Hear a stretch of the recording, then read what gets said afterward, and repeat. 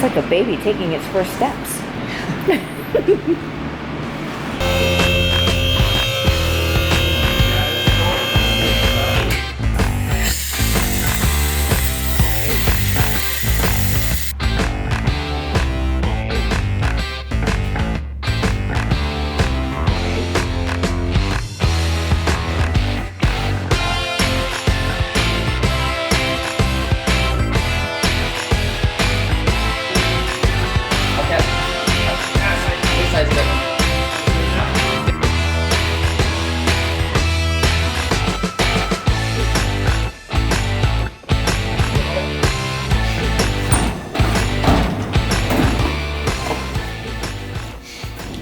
We have to do a little bit of additional patina. There was a part that I was not going to do it on, and after seeing it on the truck, I need to do it on it. So, what we are doing is we use a inner coat. Some people call it intermediate coat, a blending coat. Basically, this is the product that goes between the base coat, which is the color, and the clear coat, which is the finish. So this is what would carry candies or carry pearls and such in some cases. In this case, that's what it is. So this is a 2-to-1. So 1 part of that to 1/2 part of reducer. So I mixed it to 1, then I went to a half line. So 2 parts this to 1 part reducer. The ratio that I mix, because I need very, very little of it, is that same ratio, but I just went up to line number 1, and then I went up half a line. So rust is basically 2 colors in this particular case. Rust is a dark brown, and this is their copper candy concentrate, and it is concentrated. Very, very little. Goes a long way. You want this dark enough that it shows up over the top of, in this case, red, but yet you don't want it too dark where it's not transparent at all. So that is what we want for the dark brown, or the top coat. And then the second color that goes in painted on patina or painted on rust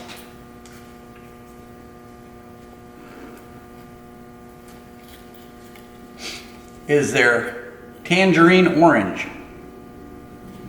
which is, just as you might think, and light orange color.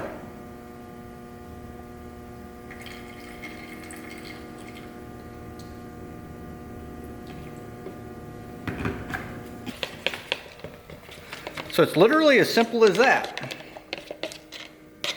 You mix up your 2 candies.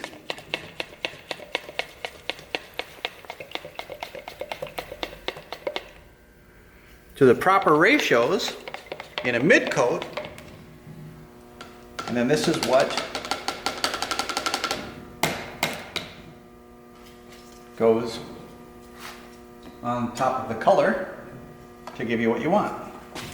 This is all in an airbrush, so you want it thinned down pretty good. I'll leave these out just in case we have to go a little bit darker. And that's that. Okay, we're ready to roll. I took the air hose, blew off any dust that may be on the table, and then after you do that, take a tack cloth, which is basically cheesecloth with a resin on it that dust sticks to, and very lightly go over the top of everything. I even wipe off the tape when I'm doing this because the tape has dust on it also. when you put air to it, that dust has to go somewhere. Controlling dirt and dust in the paint booth is probably one of the most difficult things to do. Seems like it's everywhere, but just take it slow, take it easy. You'll be good to go. So it's been grease and wax remover, blow everything off, then a tack cloth. And then you're going to be ready to do your airbrushing or painting. This is the first time using this airbrush. Brand new, never been used before. So I'm going to test it out just right here. Believe it or not, the first color that goes on here is white. And that is so the orange will show up, because it won't show up on the red. Now your total pressure is only 4 pounds on this. So very, very little pressure is needed for these to work. So let's get started.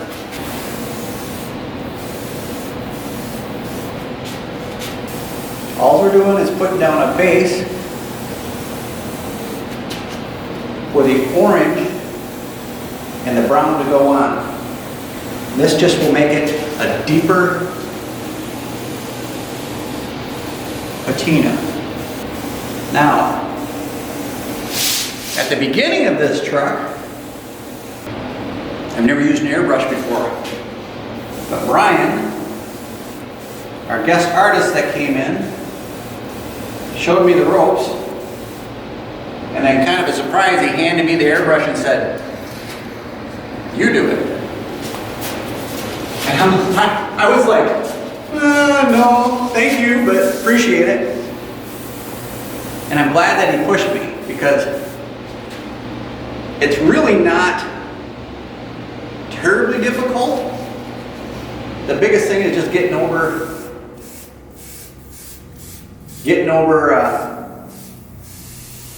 just trying it, for the first time. Once you try it, you'll only get better.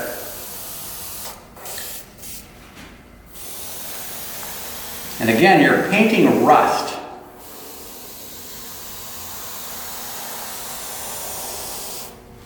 How can you screw up rust?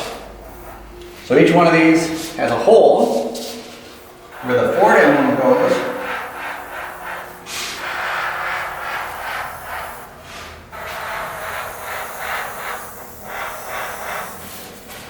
So we're going to make it like it rusted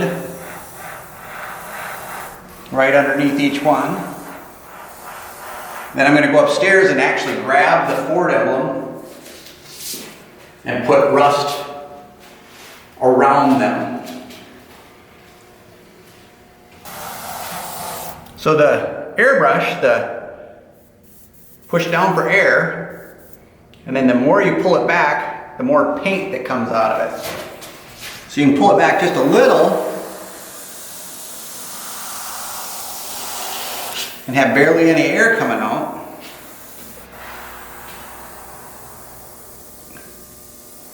Or you can have very little paint coming out.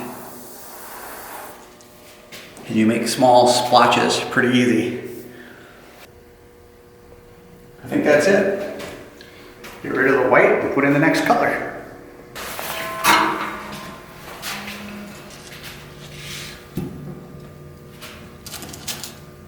Ford. F. That one doesn't have O-R-D, right? Frickin' old recycled Dodge.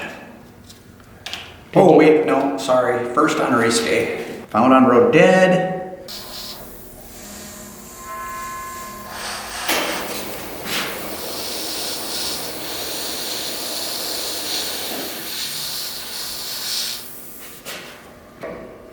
Gotta go clean the gun out, and then I will be able to go to the next color. The orange, the light orange. It's not the brown, it's the orange. See, this on red wouldn't have shown up. It just washed away. Basically what we're doing is we're covering the white. You want it dark enough that you know it's there.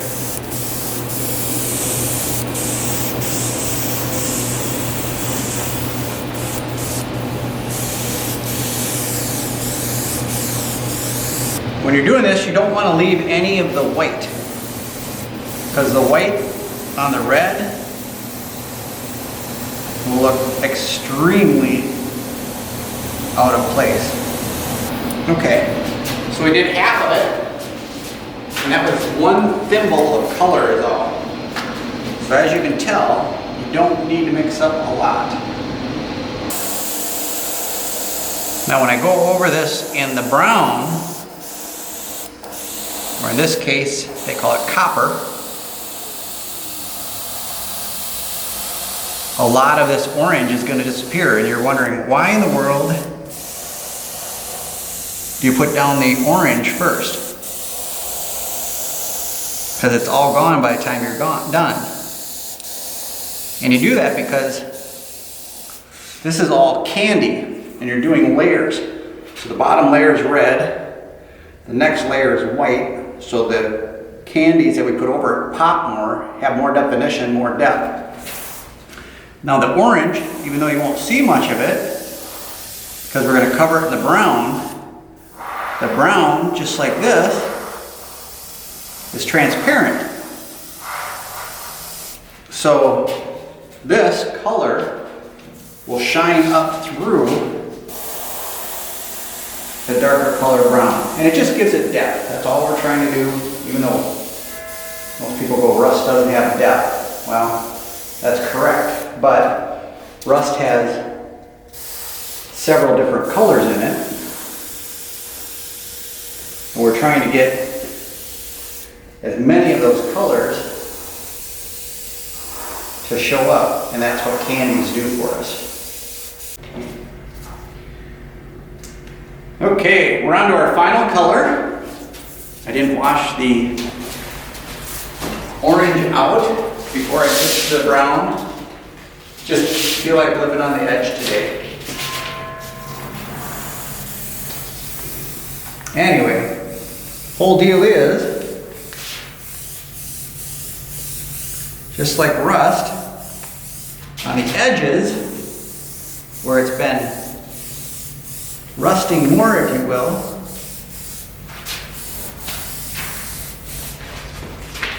it's going to be a darker color brown. And then you bleed it out.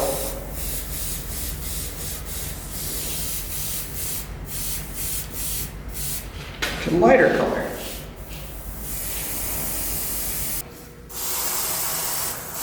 I don't know if you can see it or not. On the camera, we have the orange just on the outskirts of the brown, or the copper in this case. One more thimble and I am done.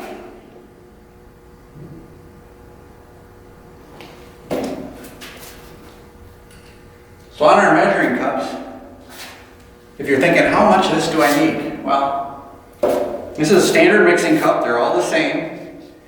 I mixed on the 2-to-1 ratio, I mixed to line number 3, which is right here. That did the whole truck. So don't mix up a bunch of this thinking, oh, I'm going to need it. Because a little bit of it goes a long ways. You're doing thimble by thimble.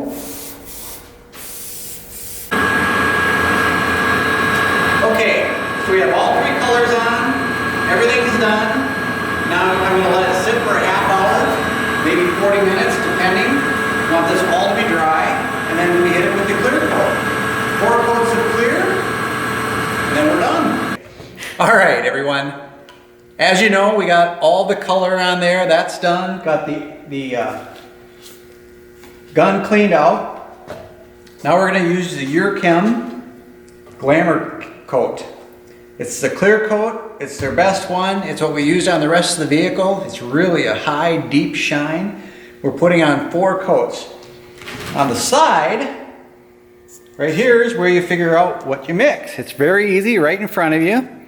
So you mix 2 parts of the clear with 1 part of the activator. And then everything else is down here. You apply 2 to 4 coats. Tells you what to do between. Everything's right there. Now they also send a tech sheet with each and every order. So every time I order clear, they send a new tech sheet. So we just keep one good one, toss the rest. But if you're a first-time customer, you're going to get all the information that you're going to need to know each and every time. So it's kind of nice. So on here, we look for the 2 to 1. That's a pretty small item that we have to coat. So I'm not going to use that much. So I'm up to the 4. There's no way in hell I need that much. If you have added activator, do not dump it back in there. It'll wreck your whole brand new gallon. If you are using a dirty cup, do not dump it back in there because you're going to wreck your whole new gallon. I'm at the 3, so the second line is the 1, so I'm going to fill it up to 3. 2 parts clear, 1 part activator. And it's as simple as that. Take your paint stick and stir it up. You should stir a minimum of 1 minute. That makes sure all the activator is in the clear. I like to take the stick and drag it on the bottom of the mixing cup and drag it on the side of the walls to get all of the activator mixed with the clear coat. We use the 3M disposable cup system. We use the small ones. They come in one size larger. The cool thing about them is there's another filter built right into the lid of the cup. So we're going to filter this into the cup, and then as we're using it, it filters it a second time. That's all there is to it. Let's go in the booth. Let's paint. You can see that the clear is in the cup. All of this is air. Well, with this system, you want to pull on the trigger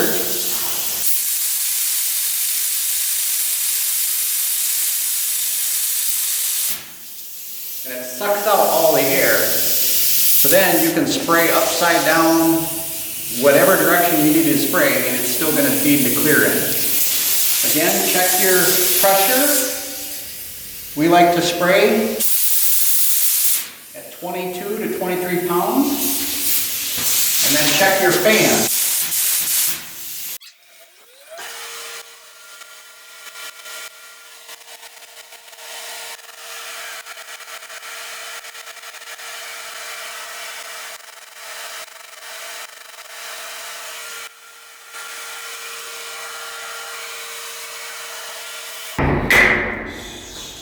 So it's as easy as that. 1 coat down. Then with this product, depending on the temperature, we're going to wait 15 minutes.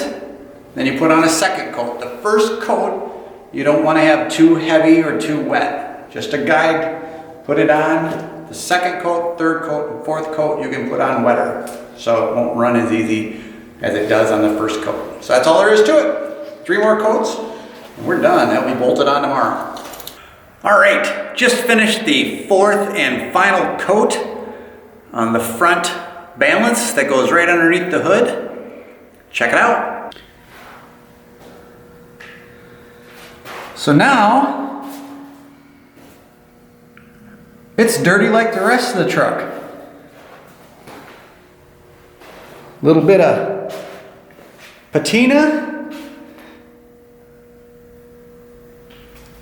Now it doesn't stick out. It does what it's supposed to do, blend right in. That is a quick lesson on how to paint patina. Step by step, little by little, you'll catch on if you decide to do it yourself. Just take it easy, and remember, you can't mess it up really. And if you do mess it up, start over. Hopefully that's the last time we have to put these on. We took them off because they were painted red and they stuck out too much. And then we took them off again to paint the nuts and bolts and washers because they stuck out too much.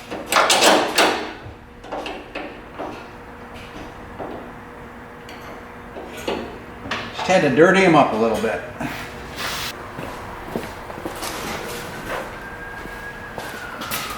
Okay, yesterday we finished up the front top balance for the grill.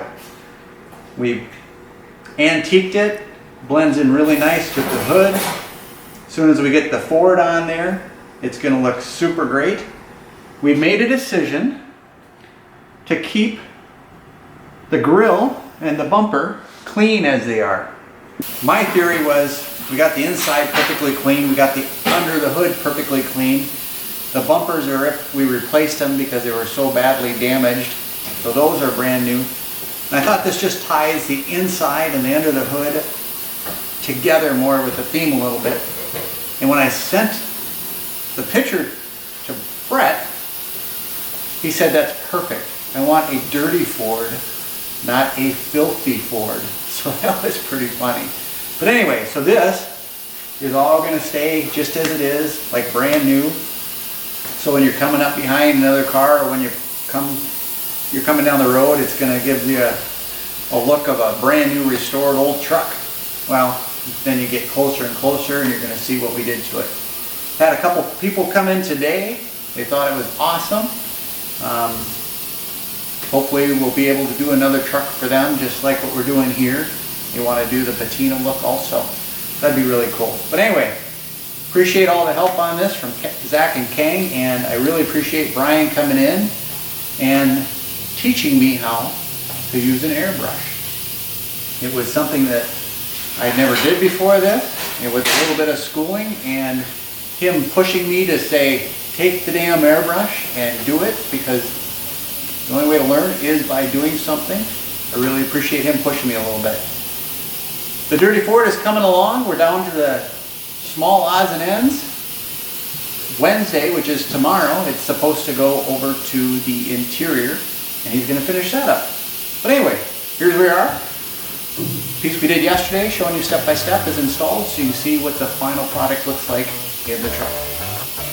Appreciate it.